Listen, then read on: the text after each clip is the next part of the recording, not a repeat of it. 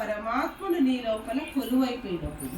కాబట్టి ఆ శంకరుని యొక్క ఆ శివుడి యొక్క ప్రతిరూపము ఇక్కడ ఎవరు శివుడు కనబడాడు, నిరాకారుడు. కానీ శివుడు ఎట్లుంటాడో ఎవరిని చూడాలి మనం? శంకరుని చూసినామంటే ఏమవుతుందన్న? అదే శివుడు అంటే ఈయన నిరాకారుడు, కంటికి కనిపించదు. కానీ తత్వం ఇంత యోగ స్థితిలో ఇంత ఒక మూర్తి ఇలాగుంటున్నదా శివుడు అంటే అని మనము శంకరుని ద్వారా తెలుసుకోవచ్చు. కాబట్టి ఆ యోగ స్థితి అనేది ఎప్పుడవుతుంది? ఆత్మశుద్ధి అయినప్పుడు మాత్రమే ప్రతి మనిషి కూడా యోగి కాగలుగుతారు. కాబట్టి ఈ దేహం అనే పాత్రను దేవాలయం లాగా చేసుకోవాలి.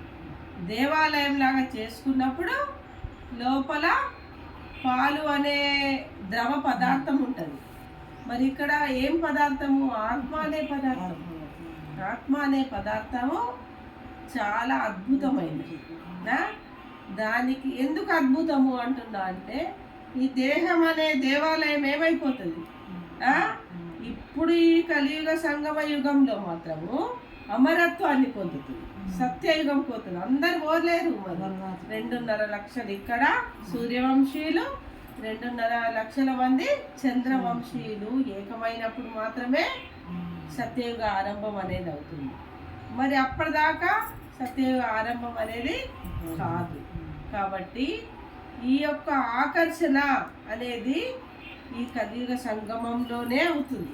భగవంతుడికి ఆకర్షణ ఎప్పుడైతాం మనము అంటే స్వచ్ఛంగా ఇక్కడే అవుతాము.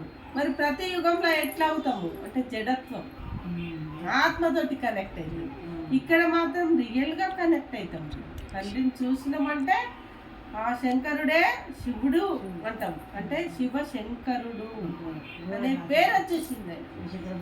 అంటే అంత ఇష్టమట ఆ రాముడు అంటే, ఆ శివుడికి అంత ఇష్టమట. అసలు ఈ 700 కోట్ల జనాభాలో ఎవరంటే ఇష్టం అంటే రాముడు అంటే ఇష్టమని ఆ సాక్షాత్ శివుడే పలకరించారు.